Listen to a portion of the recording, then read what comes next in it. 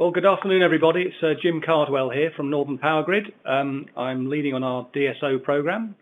Thank you for joining us here on our webinar for distribution system operation. It's good to have you along. We've had over 50 people registered, so it'll be good to see some engagement with you and give you the opportunity to ask us some questions as we go through this and as we set out some of our plans in this area. So it's great to have you with us. And I'll just sort of maybe introduce who's with you today, because I'm joined by two colleagues, as well as myself. I've got Anne-Claire Ladier, who's our DSO Transition Manager, and also Andrew McKenna, that you can see there, who's leading on our flexibility services work. So that's who's with you today, and you'll hear us as we go through. So in terms of the agenda, there's a bit of looking back and a bit of looking forward, I suppose, in terms of some of the key priorities and what lies ahead. And then we've got questions and feedback, anything you want to offer us or ask us. So I guess that's your opportunity, that if there's something on the agenda you want us to expand upon, then please ask, or indeed if you want to take it somewhere else, then that's also just fine as well. So we do hope to take about an hour. We've booked about an hour for this. We're certainly seeking to keep about 20 minutes at the end for a bit of Q&A, and we'll try and get through as many questions as possible. As it says, this is basically listen-only mode, so we won't get to hear you, but we will get to see your typing. So if you want to put in some questions, you should see an Ask a Question button. So if you want to press that at any time and start putting questions in as we go, that would be great, and we'll get to those at the end once we've got through the slides. We'll also ask a couple of polls. There's one of those coming up right now. So this first one is really about just to understand who's out there. As I said, we've got a bit of a we've got a good list of who registered, but it'll be good to see what sort of representation we've got. So we're just going to launch a poll now, so you should get the opportunity to vote very soon, and then we'll replay that back to you. So what we're seeking to do, as I say, is understand who's out there, so we can understand what constituencies we've got represented, and then we can take it from there. So thank you. I can see some people are pressing buttons out there, which is good to see. Signs of life. It's always reassuring when one's sat in a conference room with a couple of colleagues. So I'll just give it a little bit of time there, just to give a last few pressing of the buttons.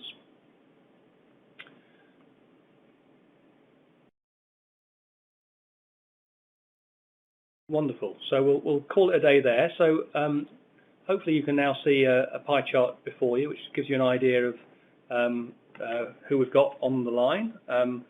So interesting to see that energy retailer-wise, we're quite underrepresented there, but we've got a bit of coverage from across other places.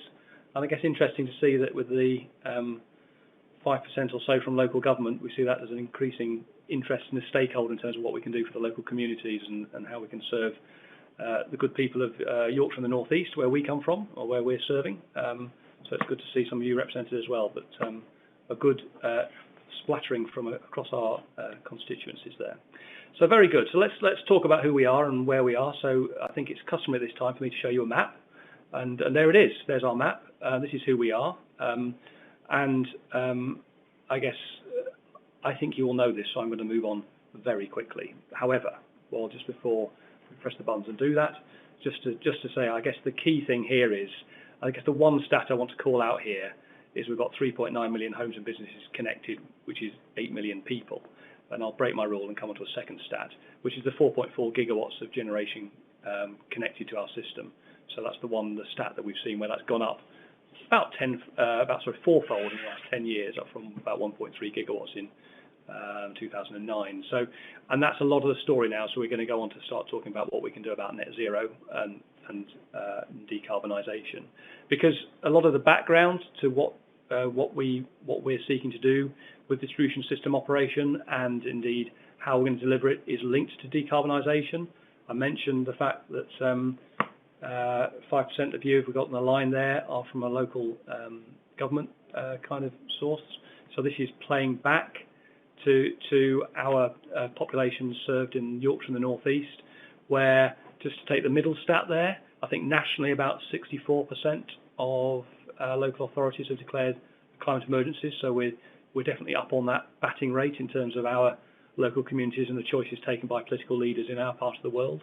Then on the left, we've got, it's not just about carbon emissions, it's also about clean air. and about air quality. And then on the right-hand side is quite an interesting stat where 9 of our 33 local authorities are aiming for net zero by 2030. So it's not only that there's the legislated target at national level by 2050, but we see a lot of appetite for accelerating that where we can. So this is all about saying, what can we do with our presence as a local distribution network operator to assist that process? So there's a bit of scene setting, and I'm now going to sort of go into the sort of looking back part of the agenda, and maybe start with a bit of a view of what we've been up to and how we've been engaging with you. So there's a bit of process, please forgive me, and then I'll get on to a bit of the content in terms of that as well. So on the process side, we've got what you can see here is in this looking back picture is we've been doing a lot of engaging on this subject of what distribution system operator should mean for our customers, and what we think we can bring to the party, what we can deliver and how we can deliver on that. And that goes all the way back to as we've affectionately called it, prior conversations that led up to our December 2018 DSO version 1 plan. Went through a number of iterations. We've had other discussions here. We've been putting out publications, particularly thinking as electric vehicles and what we can do about electric vehicles has become more and more prominent as we think about the road to zero in that sense. And also from a policy perspective, we've also been working with Ofgem and BEIS in government to think about what we can do there.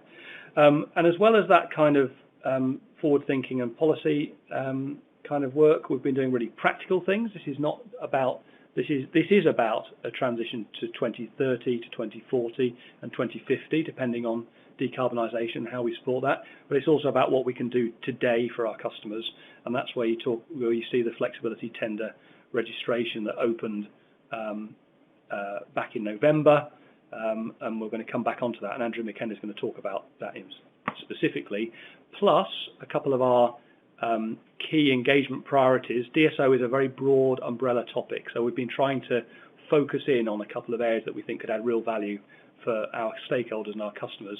So we're going to talk about our distribution future energy scenarios, the DFES, where we had some workshops in November, and also some views on making sure that we don't leave people behind and it's a socially inclusive transition as we go towards this smart, flexible energy system to the future. So we've done a bit of that, and we're going to reflect on some of that as we go through this webinar. So that's a bit of sort of looking back, and then that has stimulated.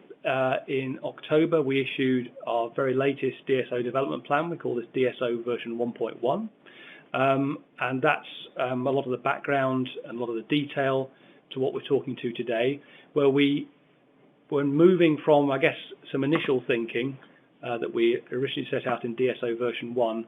What we did was we added to that, we freshened it, and we also added a bit more specificity to the actions at the back. So the 3 bullets you see before you there, customer and commercial development, technical development, data and systems development, they're the 3, and we tried to standardize here to try and help. So we tried to keep that standard with open networks, and because those of you familiar with the Energy Networks Association collaborative venture across industry and with policymakers, we've standardized on that and said what we're going to do, what we have done. So if you look in the back of that document, you'll see what we have done over the last 12 months, what we are doing today, what's currently that we're doing, and indeed as we look out to a sort of 2030 timescale where we see the direction of travel on those 3 things. So they're the sort of 3 channels, if you like, where we're thinking of this as a customer, technology, and a data transition that we're taking people with us on.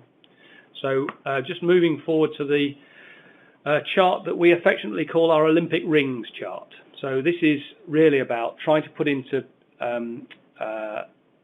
as plainly as we can where we see some of the value from us operating as a distribution system operator and connected with others in the system, and certainly to the electricity system operator at the transmission level centrally. So our vision here really is, as we go forward and we think about how we can help customers, if you think of the customer bill, a much wider customer bill than just the network component, we're always challenging ourselves to think, what can we do to make the lives of our customers better, or the outcomes for our customers better, in terms of our contribution. And as I said, it's about how we can minimise our costs, but it's also how we can help the other bits of the bill, be that the generation part of the bill. So how can we increase efficiency there in the whole system, and indeed how can we benefit transmission network costs or the supply as part of this as well. So we're really interested in a conversation as we go forward about how we can increase resource optimization. And we think in a world of net zero, this is about making sure that not only do we connect low carbon, but we also allow it to run. So we allow people to enable people to charge their vehicles efficiently and when they want to. And also we look to see that we can allow renewable generators to generate. We don't want to be in a world of curtailing generators as a norm.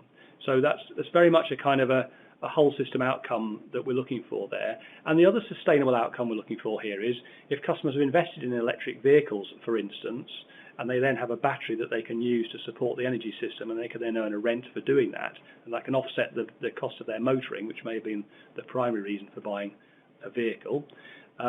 Or indeed a fleet operator. It's not just about electric vehicles, it could be about buses, electric buses, so vehicle to grid kind of services. So we're very interested in how we can increase resource optimization, both on a customer side and on a network side.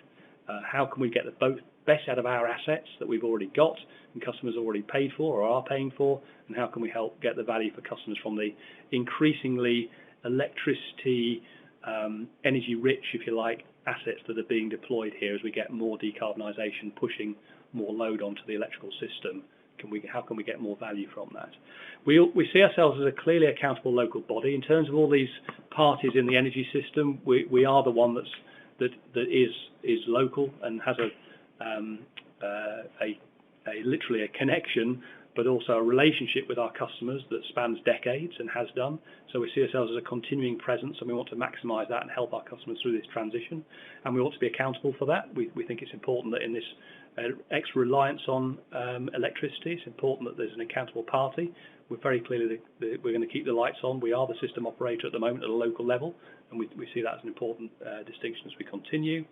And lastly, this is all about providing some universal service here. So we will see that some customers who will have, say, electrical heating, they might have heat pumps, and they might have electric vehicles, they might have, or it might be an energy-intensive industry that seeks to do more and to provide more flexibility into the system.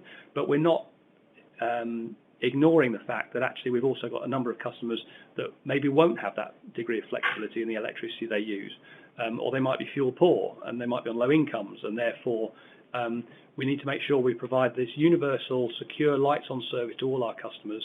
And then on the data side, we think it's really important we can provide data to the competitive market. So all those things come together in terms of that vision piece for what we're doing, which is our role in the wider system, and being really conscious of that in everything that we do, while recognising that we have certain duties that we perform, but we're seeking to always think how we can benefit that whole energy system outcome. So I'm going to turn to what lies ahead at this point, and just sort of introduce the topic, and then I think I'm going to hand over to my colleague Anne-Claire, who's going to take us on from that. So in terms of the key priorities and what lies ahead, so we're going to talk here about engagement, some of the enabling actions we've got to do, and some of progressing our thinking. So just if I could go on to the sort of highlight the key areas that we are thinking of and how we're going to expand upon some of these things. So these kind of key priorities, these are all identified in DSO version 1.1. We're not going to focus on all of them today, and you can tease it out of us by your questions if you so wish. That'd be great. But the ones that you see highlighted are the ones that we're going to focus on now. And at that point, I'm going to draw breath and hand on to Anne-Claire. Sure. Hello, everybody. So we're starting with the planning scenarios, otherwise known as DFES, Distribution Future Energy Scenarios. And this is really about addressing the fact that the country is facing decarbonisation target with a goal of net zero by 2050, or as mentioned by Jim, some regional targets that are even tighter. And this implies changes in electricity generation, heat, and transport. And of course, as a key infrastructure provider, the electricity network has been working on scenarios to model the network requirements to support those targets. So most of you will be familiar with National Grid's Future Energy Scenario, FES, and what we do is work from them to create then our own regional assumptions of growth of low carbon technology, or RCTs. What we do is we kind of cluster them by major substation, or 552 of them that we have, or by local authority area. But they do eventually kind of reconcile or add up to, at the GSP level, to National Grid's FES. So both modeling FES and DFES work together. Our assumptions are based on information that we gather locally through stakeholders or local plans, and also looking at the national policy context. So in the next few days, we will publish and present our DFES, and it will be done in an innovative way. We have opted for an open data approach, which is text light and data heavy, because we believe that this will stimulate a type of fact-grounded conversations that this process needs in order to co-create a range of credible pathways for the uptake of low-carbon technologies in our scenario. So we're really interested in working together with our stakeholders through data and facts. And hence, the structure that we explain here on this slide of our DFES, it will be a PDF, a summary and orientation document that is very light, about 10 pages, and then a visualization tool that you can see a screenshot here on the slide, and then raw data in an Excel format. So as we said, we will co-create that range of credible pathways to feedback into National Grid's FES, and eventually, of course, in the next few years, inform our ED2 plan. This consultation process starts next quarter, when we will run workshops and also open the consultation by correspondence to collect opinion on our data, but also data from our stakeholders. This consultation process is likely to be in February and March, and as I mentioned, the very next step for this is the publication of our DFES in the next few days before Christmas. The next highlight for this webinar is flexibility, so I'll hand over to my colleague, Andrew. Thank you, Anne-Claire. So as Anne-Claire mentioned, I'm here to speak a little bit about our customer flexibility proposition. And Jim started with a timeline, so as will I, as in setting the scene within industry. So this timeline goes back as far back as 2017, which basically kicked off this process with the BEIS and Ofgem joint smart systems and flexibility plan. So much of the work that we've been doing over the past few years has been shaped by this document. For those of you that haven't read it, it outlines at a fairly high level the things that we need to do as an industry to make the system more efficient. And these include, from a network perspective, removing barriers to entry for low carbon technologies and storage, as well as the development of more flexibility markets. This led through to the inception of the Open Networks project later in 2017, led by the ENA, which basically is to get all the network companies moving together towards achieving these goals. Then after an update from BEIS and Ofgem in 2018, we released our DSO version 1.0 document, which it really was an engagement exercise to find out from what our stakeholders, what they would want to see of a DSO for Yorkshire and the northeast of England. After a further steer from Ofgem and BEIS, the Open Networks project then produced our existing commitments that we will look to abide by when we roll out our flexibility markets. So these are our 6 steps, which I'll go into in a bit more detail later on in the slides. And then finally, as Jim has already mentioned, we've just recently launched our Distribution System Operation Development Plan. So this incorporates much of our thinking from the feedback from our original publication last year, and it's very much a foundation towards where we're looking to transition towards in our upcoming engagement piece for the ED to price control business planning period. So what is customer flexibility? So when most people think of flexibility, they immediately think of utilising flexibility for the deferral of either network reinforcement, whether that's more copper in the ground or bigger transformers that are substations. Now these of course are valid use cases for the deployment of customer flex, but they are indeed more user cases which we are equally looking to explore to help us manage our network more efficiently. We see both planned maintenance and emergency support, which being the prime user cases for the utilisation of services over the coming years. We've identified a project next year, which is in our West Yorkshire region, that we think we'll be able to deploy flexibility services to help us manage that better. And as well as this, we have published 7 locations that we believe customer flexibility will be able to help us in events of emergency support. So that is where we think there's an increase, there's potential for an increased risk to the network, and we could deploy customer assets to help us manage the system more effectively and give our control room engineers an additional means to help manage the system. So how do these user cases then reflect with the type of flexibility that we'd be looking to procure? So on this slide at the top row that you have the 3 user cases that I mentioned, so the deferral of reinforcement, planned maintenance, and of course the emergency support.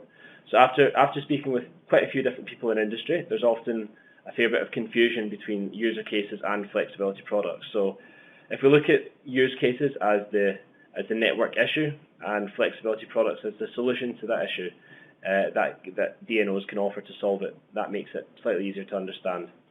So through the Open Networks project, in conjunction with input from stakeholders as well, we've developed 4 products that have that be utilised across the DNOs over the coming years. Product brands have then been developed on the back of this to make it easier for DNOs to communicate this requirement to the market and the type of flexibility that we actually require. So the aim of this is to have a consistent approach to how flexibility products are rolled out across DNOs. So for example, should a stakeholder look to sell a sustained flexibility product to Northern Powergrid, and they have already participated in this market before with another DNO, they would know exactly how the product would work, as well as the expectations of the service provider. The products themselves differ from each other over a range of parameters, including the type of availability that is required from the provider, the certainty of utilisation, and of course the price that the DNO will be paying for the service as well. Further details of each of these products are available through the Open Networks project website, so I don't plan on going to the intricacy of details throughout this webinar.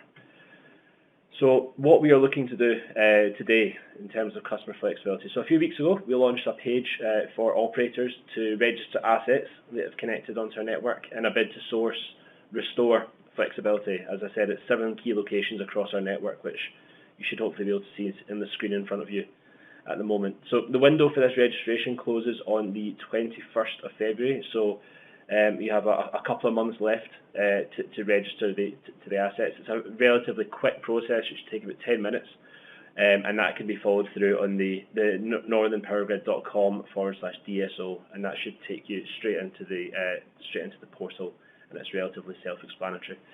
The manner of which, and we're looking to procure this, is an e-auction, which we're proud to say is an industry first for DNOs. So this is ensuring that we achieve the best possible product at the lowest price for our customers as well. So we're looking forward to doing that probably towards the end of Q1 next year as we close the portal in February. And then I'll start this slide by saying that although we're only going out for 7 locations today, this is only the first step in the process of stimulating what we call a deep and liquid flexibility market within the Northern Powergrid distribution network. So this slide here represents a fairly high level the direction of travel for where we see the flexibility markets developing over the coming years, as well as we build up towards the next price control period in 2023 and beyond. So we see we see very much that the amount of flexibility required to manage the network effectively will increase in volume, as well as change where we will need it as well. So today and over the course of the next couple of years, we're most likely to utilise flexibility to help us manage issues on the EHV and HV network. However, as we transition towards a net zero system, there will of course be a requirement for increased flexibility across the entire distribution network to help us manage a range of network issues. So as we get further towards this 2023 mark, we'll be looking to get further down the network and get services from assets on the HV and the LV networks, as well as look to incorporate increased capacity from our EVs and of course the increased uptick from electric heating and how we can help manage the system. And that can be whether it's directly or through a third-party intermediary. At the moment, this will be done through bilateral contracting between Northern Powergrid and the service provider. But as the market matures and further technology platforms emerge, there will of course be the opportunity for more exchange-based contract systems, as well as multilateral contracts between buyers as well. So just finally, my final slide on the flexibility side of things is, as I mentioned earlier, the Open Networks project. So I just want to point you in the direction of that, even if it's for further reading than more so than anything else. So a lot of the work that we are doing in the DNO flexibility space is a joint effort by network companies across the country with the aim of providing consistent flexibility markets across the entire system, regardless of which of the 6 DNOs that an asset may be connected to. So this project, as I said, has been running since the end of 2017, but it's really began to pick up some pace over the past 12 months with project outputs this year, including the consistent flexibility products, as well as the general approach to flexibility procurement. So in conjunction with project outputs, all DNOs have committed to signing up to these 6 steps that we see in front of us now, to ensure that the development of flexibility services is done so in a manner that ensures all decisions are fully transparent right through from the procurement to the dispatch points in the process, and all providers have an equal opportunity to participate in these markets. Okay, so I'll pick it up from where Andrew's left off there and just talk a bit more about what we're doing to earn the trust of our stakeholders to deliver customer flexibility, because I think and as well as earning trust, it's not only demonstrating that we are delivering on this, but it's also about making sure that we set out for our own people how we're now going to be doing things differently going forward.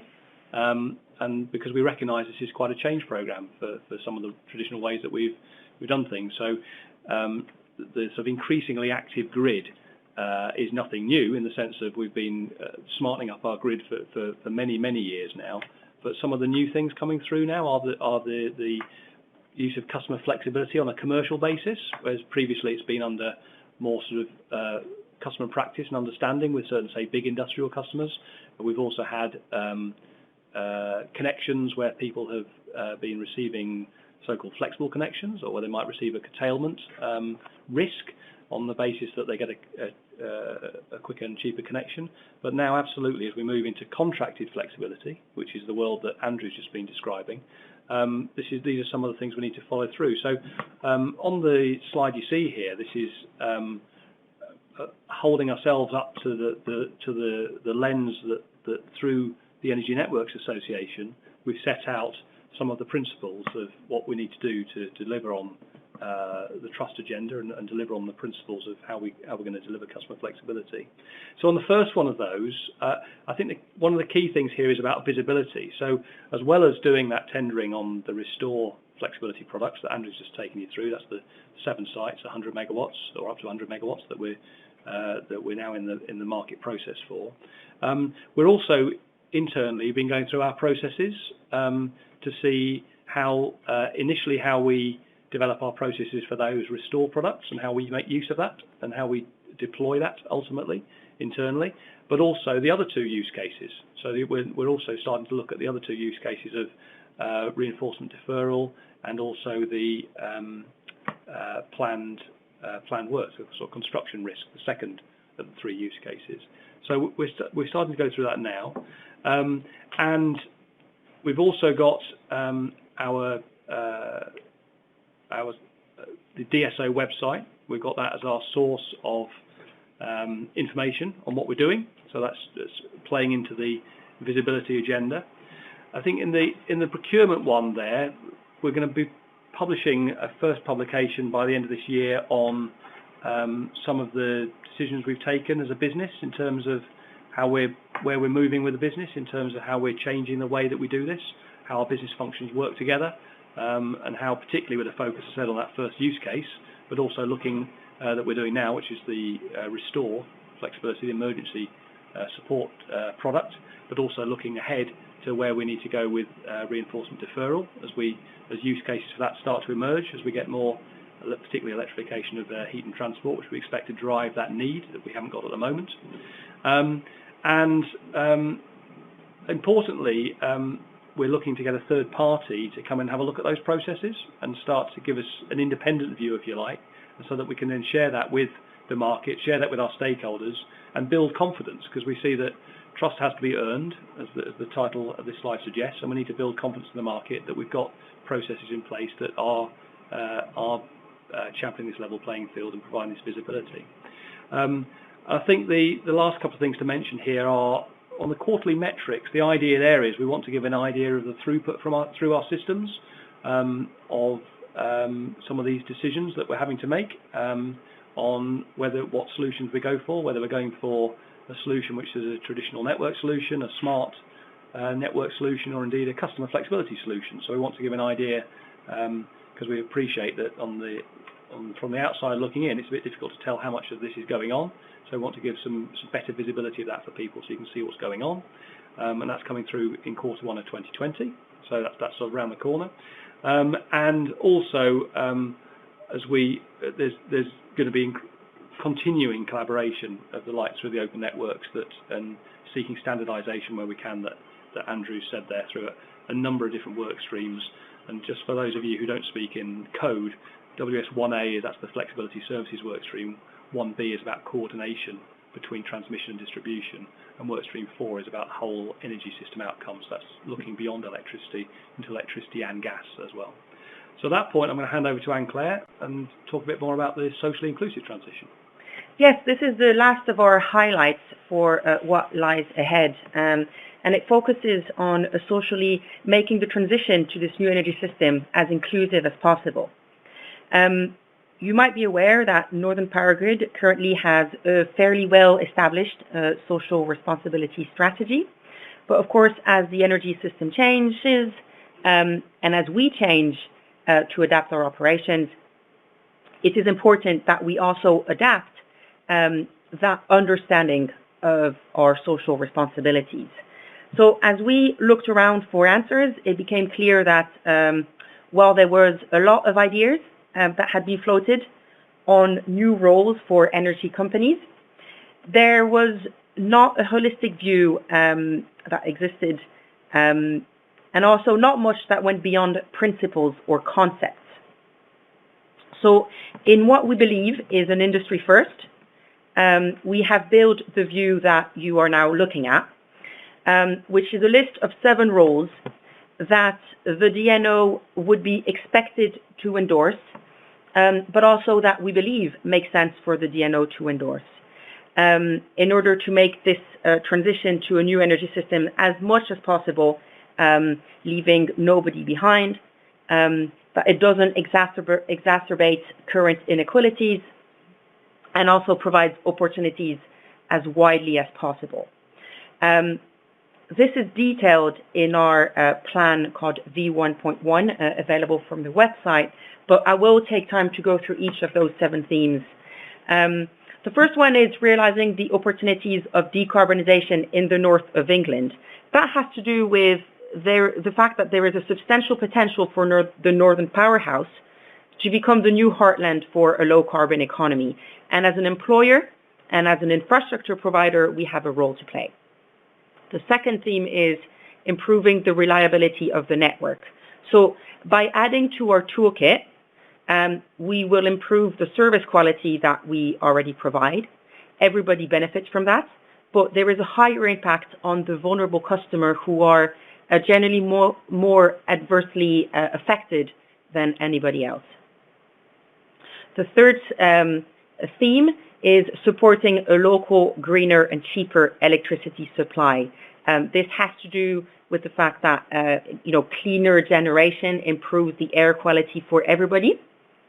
But also, there is plenty of evidence that prove that community-led initiatives have a very high social impact, in increasing the cohesion in the community, creating jobs, etc. So a typical action here that we are taking is that we run a seed fund to help such projects. And some stakeholders take this much further and suggest that maybe we should be allowed to discriminate amongst new connection applications to promote the greener type of electricity generation. So we'll come back to that later. The fourth theme is increasing the efficiency of our investment, delivering more for less. Jim talked about the vision of optimizing the assets that exist with our customers and on our network. So this creates an opportunity for lower bill for everybody. The fifth theme is understanding long-term distributional impact and advocating for fairness. The issues with or the social issues with the energy transition has to do with who pays. Who pays amongst this generation, but then between this generation and the generation to come as well. So we have a responsibility to raise awareness on those new challenges. And to the point made earlier, we are really challenged by our stakeholders here to think beyond the current responsibilities or the current limitations imposed to us by the regulatory framework of today. The theme number 6 has to do with advocating and deploying a socially inclusive customer flexibility offer.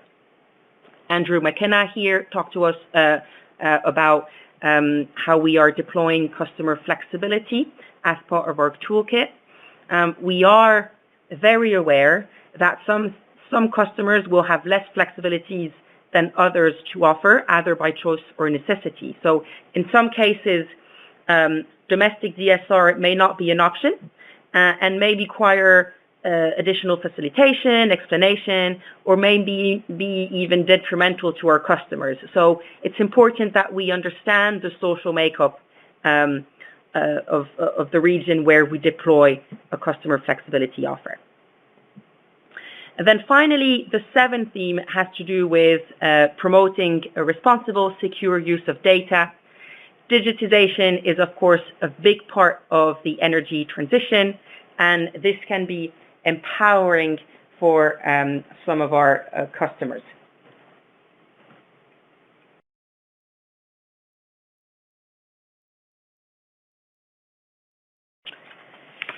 So just to recap, the point to make here is the fact that this framework is out and can be used by any of you to stimulate conversations for your own organization's role.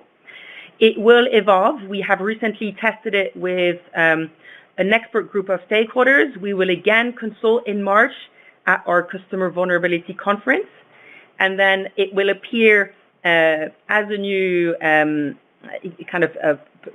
adapted in a new iterative version in our ED2 emerging document later this year.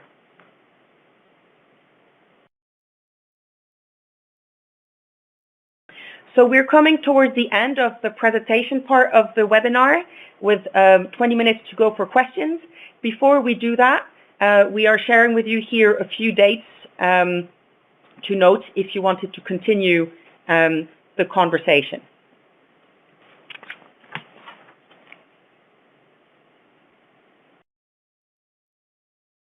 Fantastic. Thank you, Anne-Claire. It's Andrew here again. So I have the easy job of facilitating the Q&A. So I will remind you again, if you haven't done so already, so there's a few questions popping in. So please feel free to get some questions in, direct them to Anne-Claire, Jim, or myself, and we will do our utmost best to answer these. So I will start off with a couple that have already come in as we went through the slides. So there's a few slides that have been pitched questions that have been pitched at Jim, so I'm going to try to combine two of them. So This is to do with how are we working with local authorities and government to ensure we are all joined up in thinking, and I'll combine that with how are we including the change on heat and transport into our plans. Yeah, great. Thanks, Andrew. So I think you heard me say earlier that we've got 33 local authorities in our part of the world. And these come in a number of shapes and forms. So we've got some big city-scale councils. We've got combined authorities that pull together a number of councils, if you like, together. And we've also got local enterprise partnerships that contribute to the economic growth in the region and looking to stimulate economic growth. So, as I said, they come in a number of shapes and sizes. We found that there's some useful interactions taking place at a local level with local government or local authorities more generally. The work that BEIS has been sponsoring to provide energy strategies has been really good, and also the energy hubs that have taken place locally, because it's kind of guiding a conversation at a strategic and policy and initiative. What actions need to be taken in the different sub-regions, if you like, in our overall region. So there's been some really good engagement there, and also a bit of consistent framework thinking, which makes our life easier in that sense, because people are asking the similar sort of questions in terms of what this means and how we can drive good outcomes for the people on the ends of our wires in terms of what we're doing there. So we've got that kind of engagement going on, which is to answer that part of the question, which is about the kind of the strategic end, if you like, and making sure we're hooked up to some of the specific actions that are proposed as part of that. And I think the other one to pick up on is probably the distribution future energy scenarios work. So local authorities have been a real target group for us in engaging and using that open data platform to share data on a quantitative basis. So it's not just a qualitative, strategic-based conversations, but it's also about how we share data, and it really gives us, it's opening up the possibilities of how we combine data sets and deliver new insight in terms of that informing our plans and us being able to work with local authorities for what their plans. And then I'll at that point, Andrew, I'll move on to the second part. You threw two at me because it's one about heat and transport. And I guess so. Heat and transport are two important vectors that feature in our future energy scenarios. So when you can already see that if you go to the links we're giving out here in terms of the Open Data Institute and where we've got data out there on what we're doing, and we're doing another publication. That's one of our pre-Christmas treats for you in terms of a bit of a document that sets that in context and does a bit of a signposting for you in terms of what's in our future energy scenarios. But what you'll see quite clearly there is we're giving projections into the future. Based, again, we're trying to standardise where we can to try and make sure that these things all add up, and we're not all going off at different tangents, if you like. So we're using the electricity system operators, the national future energy scenarios as our framework. They're the kind of building blocks for our thinking. So we're using their 4 base scenarios, and what we're doing there, that includes views on the potential decarbonisation, which can be quite different for heat, for example, because you can go for a hydrogen-based economy, which is quite sort of industrial scale hydrogen production, or a world of electric heat pumps in terms of domestic heating, for example. But it really gives an idea of the spread of that. And then what that's allowing us to do is then to feed that through into our plans as we get into the future business plan period and ED2, as we come forward with our emerging thinking and our business plans in terms of next year, as we share that with our stakeholders. So that's really starting to give us a view of what the potential implications are of the different ways that heating or transport can have on our future scenarios as we go forward. Excellent. Thank you, Jim. And now one for Anne-Claire. Again, 2 questions. Just for efficiency, I will try to roll into one from Mark. So one is how can we best utilise data to create the value for our customers? And I'll rope that in with how does the slow pace of the rollout of the SMETS2 smart meters in the north impact your plans to use data in general to evolve? Yeah, so in terms of utilizing data, I think it's probably a twofold answer. The first one is the digitization aspect of this transition. we typically present this as digitization of our business and then digitization of our network. So just as a business, running our operations, we kind of typically leverage new technologies around data with, I'll just give an example as, CRM, so kind of improving the customer experience by using a customer relationship management database. And then also the latest one is an LV, so low voltage quotation tool, is something that we just put out that will really improve our customer experience on new connections. So customers will be able to log into this tool for free, do a self-service with regards to how much would it cost, and then be given advice as to where is the cheapest, most realistic connection that they could hope for the project that they have in mind. So that's digitization of our business. Digitization of our network, of course, has to do with the records of our assets that are now all mapped against the OMS data. Also has to do with things like monitoring our assets in the smart grid. And then also creating value for our customers, I think, is in facilitating new energy markets, which Jim talked about earlier, so I won't expand on that. But on the topic of smart meters, yes, there is a bit of a setback in delivering the operational benefit that we had identified. For instance, the last gap signals being sent by smart meters who lose a power cut, that then allows us to trigger, some remediation operation a bit faster than usual. Also, I suppose it's a bit of a setback in terms of the deployment of new business models, so new retailer business models that are being offered to our customers, and that create the customer flexibility that we have mentioned in this presentation as well. So the impact here is in terms of the energy retail offer. Okay, excellent. Thank you, Anne-Claire. And I'm going to bounce back to Jim. So it's focused. There's a couple of questions coming in on net zero. So this question here is how are we incorporating net zero into both existing plans as well as business planning for the future? So I will interpret that as ED2 business planning.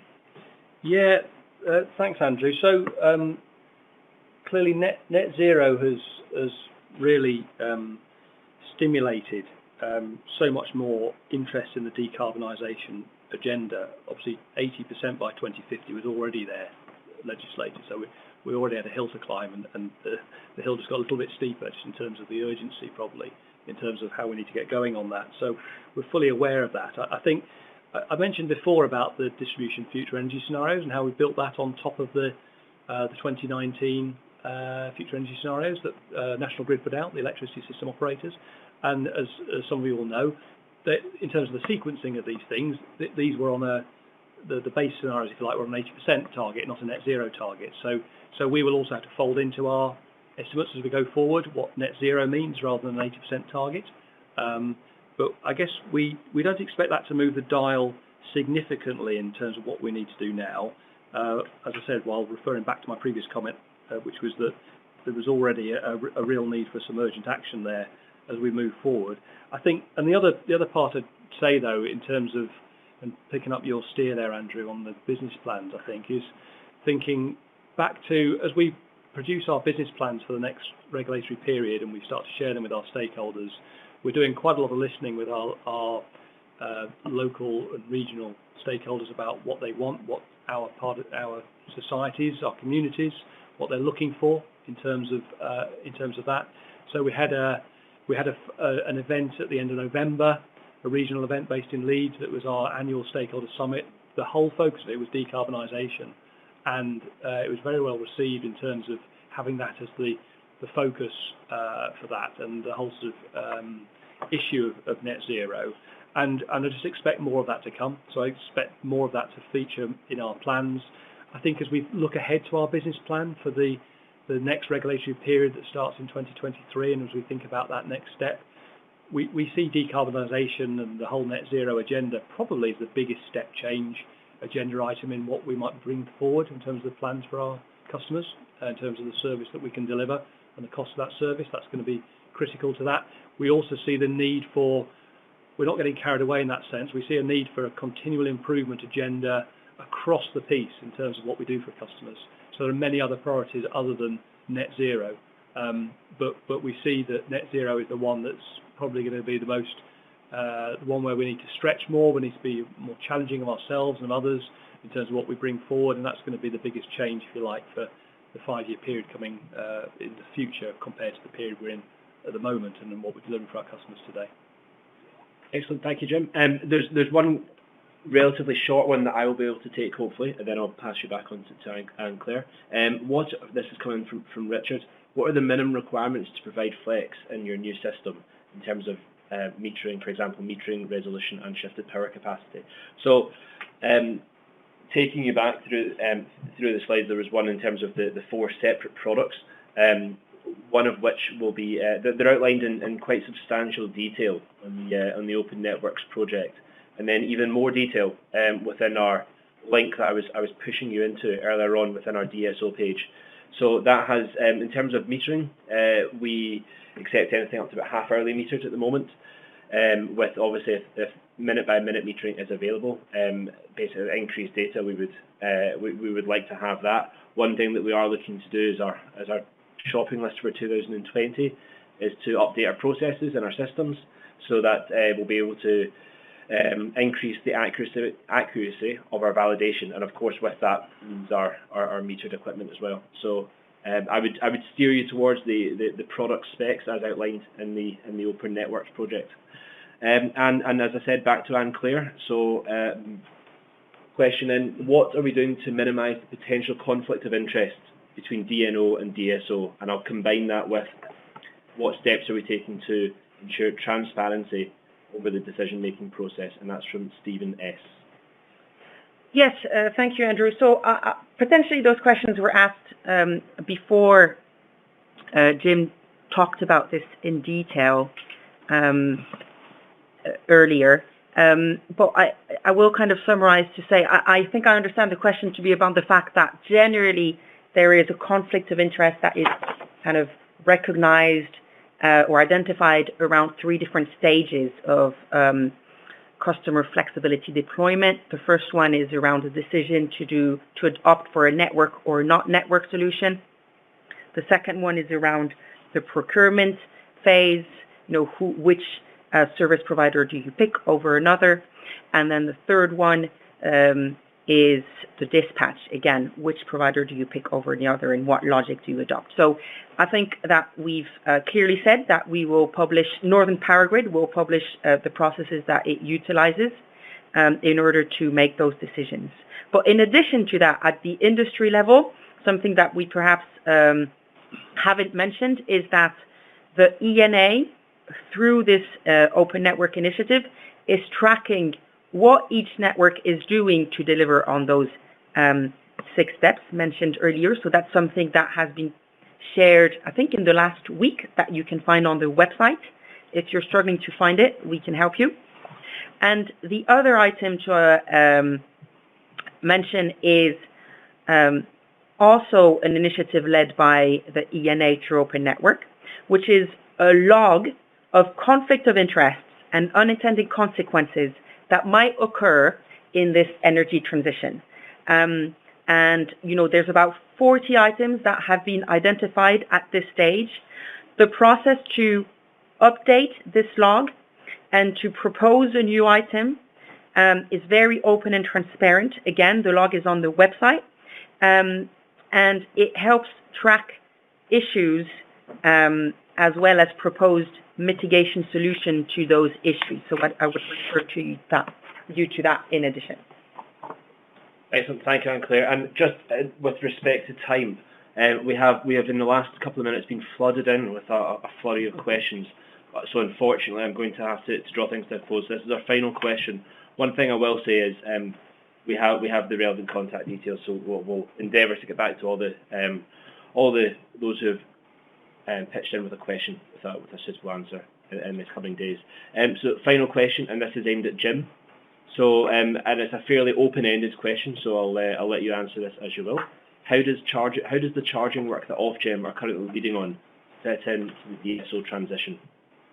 Yeah, thanks, Andrew. Yeah, fairly open question and quite an interesting answer, I suppose. So, we recognise that the work being led by Ofgem on the network charging reform is one of 6 significant code reviews that Ofgem is championing at the moment and leading across the industry, and that's across the retail sector as well as networks, if you like. And I did note another comment, by the way. I might hoover it up as we go, if that's okay, Andrew. Just to say that I noticed someone commented on the so-called Olympic rings diagram earlier, and that retailers aren't represented.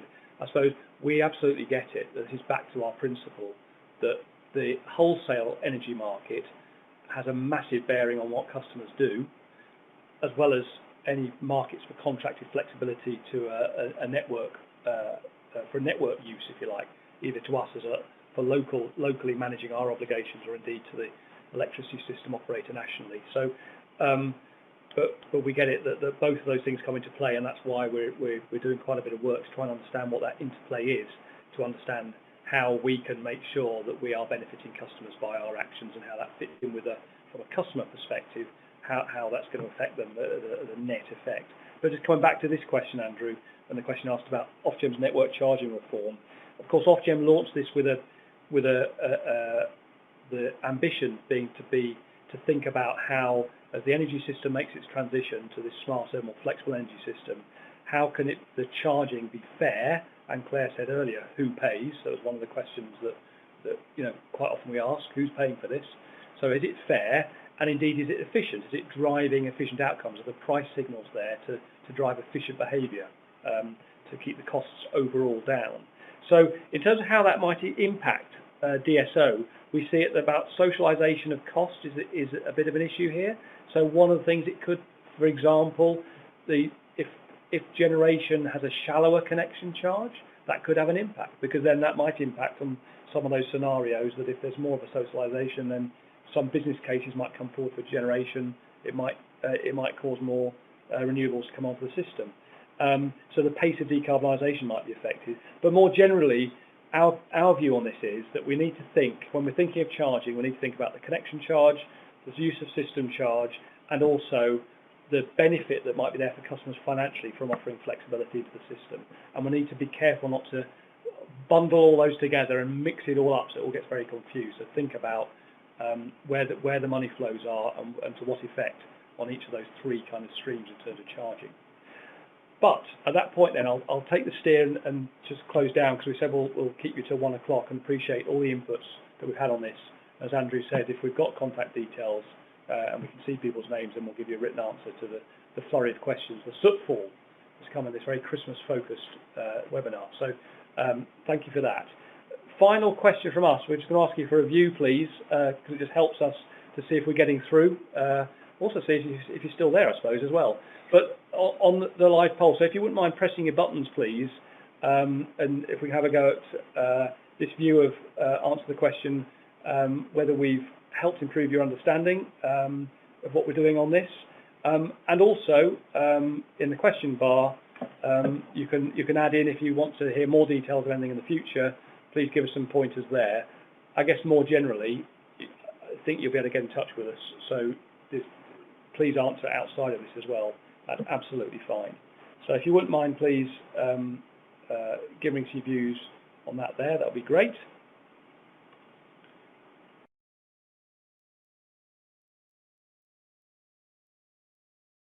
Right, okay, thank you for those of input on that.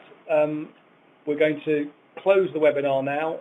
Thank you very much for your contributions. Thank you to colleagues, Anne-Claire and Andrew here with me from Northern Power Grid, and we'll speak to you soon. Thank you very much.